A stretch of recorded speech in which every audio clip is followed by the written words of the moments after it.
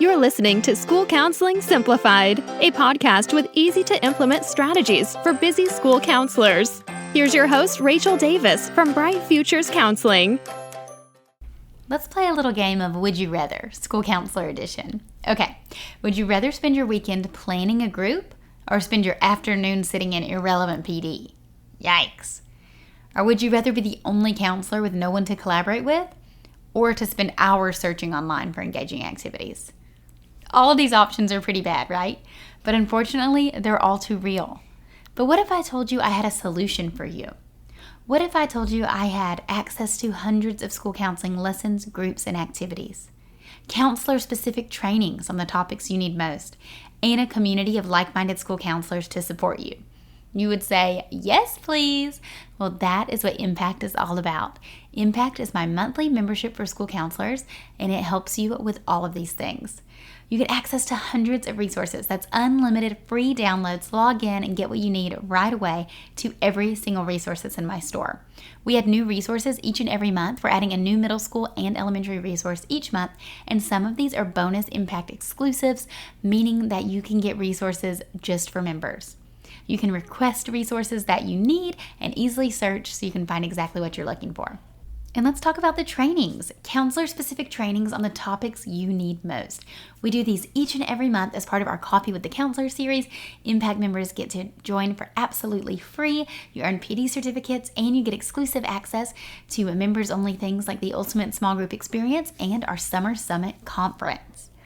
And the community. Y'all, this is possibly my favorite part of Impact.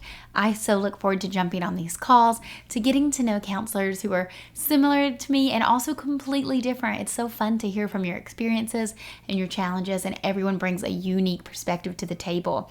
We have an exclusive online community, and we even have a cool app where you can chat with other counselors in these community circles. We have our monthly calls, like I mentioned, twice a month, and we share wins, troubleshoot tough cases, and just talk about what it's like to be a counselor, because so often we're on our own island at our school sites. So if any of that sounds like it's for you, I would love to see you inside Impact. Go to stressfreeschoolcounseling.com/impact to solve all of your counselor problems. And I have a special offer for my listeners. Use code POD at checkout to save 10% off your first month. Okay, let's go to today's episode. Hey there, thanks for listening to another episode of School Counseling Simplified. So today I want to talk to you guys about something that I keep getting asked. I keep finding this question coming up in my inbox, and so I'm thinking that it may relate to a lot of you as well. And that's about the struggle of putting out fires and not being able to efficiently manage your limited time. So often counselors feel like they have all of these things like coming in their plate and they're just in response mode, right? It's a completely reactive state. And that's not really a good place to operate from. It can feel really out of control.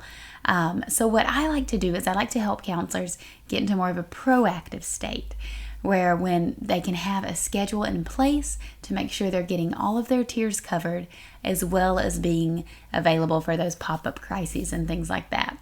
Because it's so familiar to hear this, because I know I've been there as well. And I hear so many counselors say something like, well, you know, I want to do class lessons, I want to do small groups, but I just haven't been able to yet this semester because I've just been so busy with all these one-on-one students. Or I've been so busy with helping kids that just drop in, or helping parents with this, I haven't had a chance to do any small groups. And honestly, that kind of blows my mind, because when I went into the profession, I thought groups were like non-negotiables. After grad school, I was like, I got to do a lot of groups, I got to do a lot of lessons. But I can certainly see how that happens. And I think the difference is the way you start and the way you plan. So I'm going to give you a strategy in this episode of how you can plan so you can get all of those things done. And the reason I wanted to talk about this is because just this week I had 2 messages from counselors, 2 emails. One said, and this is just a snippet from a bigger email, but it said, it's just very hard to get into the classrooms this year for guidance lessons, small groups, and all the things on top of everything else. So relatable, right? It's so hard to get into the classrooms because you have so many other things going on. Then literally a couple days later, I had another counselor say, I don't have time to provide lessons. I'm super busy with high needs students, so I'm having a hard time fitting in any small group or whole class lessons, which I would like to do in the future. I would love for things to slow down. Who can relate to that, right? So I'm sure that these sound relatable to you. If not, you're crushing it. But let's think of a plan for how we can make it where you guys can do your class lessons and your small groups and your individual and all the other things. I know it's so much. And how I was thinking about this is I was thinking about a story, like a little analogy I've heard before. And I don't even remember what context I've heard it in, but you've likely heard the same thing. And it's about jar and rocks. I think it's in regards to time management pretty much. But let's say you have a mason jar and you have some rock. There's some stones in there. You have big stones and you have little stones, and you're going to try to fit them all into the mason jar. Well, if you put all the little stones in first and then start putting in the big stones, you find that you're not going to have room for all of the big stones. And I wish I had a visual to show you here, because it's a powerful exercise.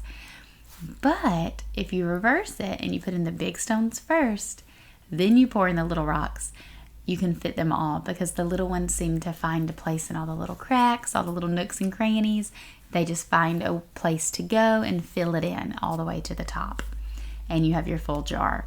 So I want you to think about your caseload and your responsibilities like this. I want your big rocks to be your class lessons, your small groups, and your individual counseling sessions.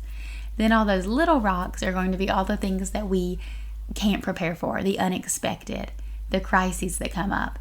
And those we're just going to fill in as they come, because we don't know when they're coming. But that doesn't stop us from having a strong foundation with our 3 priorities. So you say, okay, I want to do this, but I don't really understand what you mean. How can I actually do this? And here's what I recommend. Having a schedule. It's still the beginning of the semester, beginning of 2026. We're not that far into it. So I want you guys to try this new approach. If you have not yet already, I want you to find a set time to do your class lessons.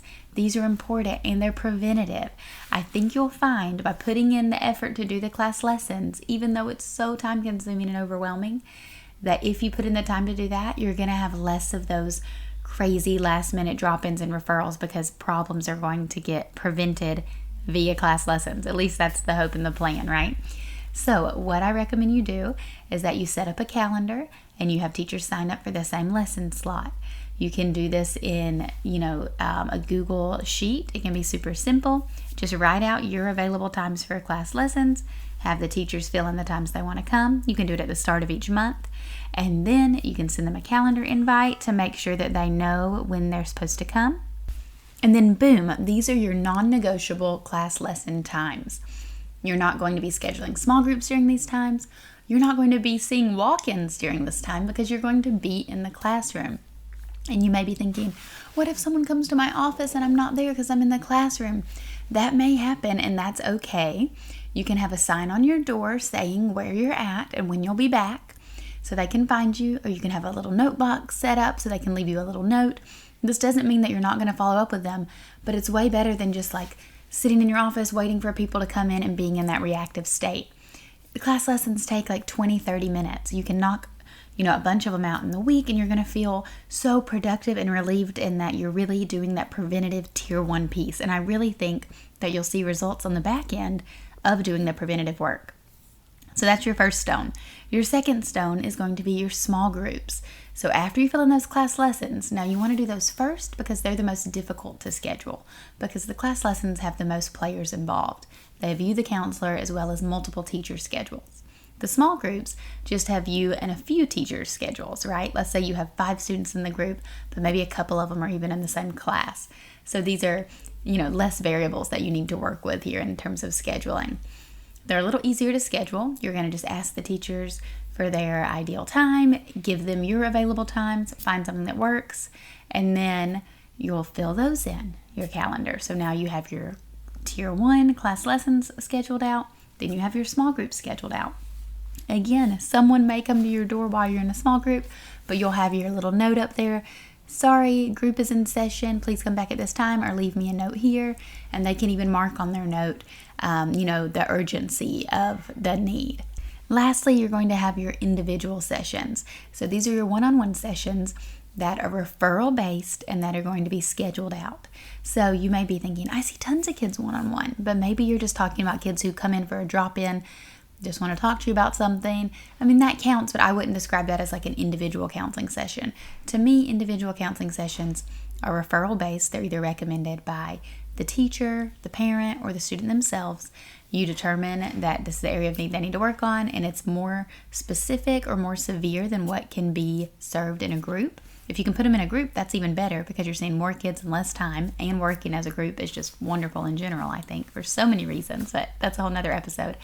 But let's say there's a kid who, their parents are getting divorced and they're having a really hard time, or they're going through grief and you're not doing a grief group or anything right now, and you just really need to see this child one-on-one because they recently had a loss, something like that. So you're going to schedule those students once a week for 30 minutes for 6 to 8 weeks, and you're going to put them in your calendar, and it's going to be consistent. So then you've got those kids scheduled in. So now hopefully when you get referrals, you're running everything on a referral-based system. So you're getting referrals, like I said, from teachers, from parents, principal, from the students themselves. Maybe you as the counselor, think some kids should come and you're doing referrals. Based on the referrals, you're going to form groups and you're going to form individual, and then you're going to schedule all those people. So this leaves very few people left who are just completely off your radar.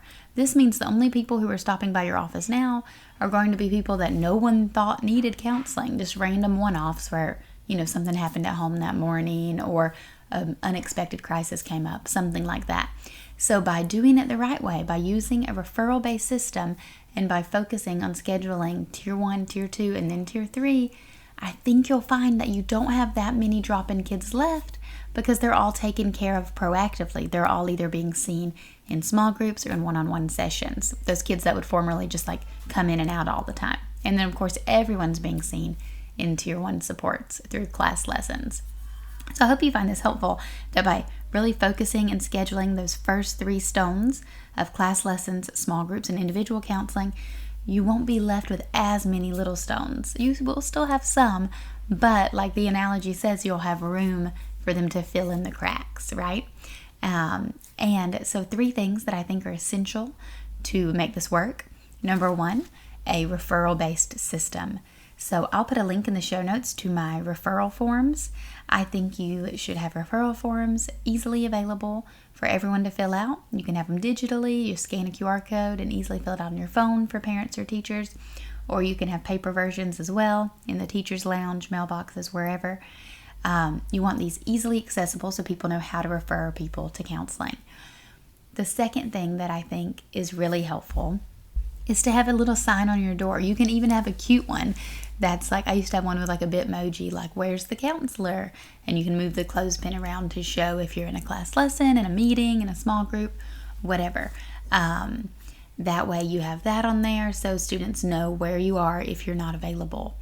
And then the third thing is to have some sort of notepad or memo where they can write, hey, I came by at this time to see you, and the urgency is, on a scale of 1 to 5, circle how urgent the need is.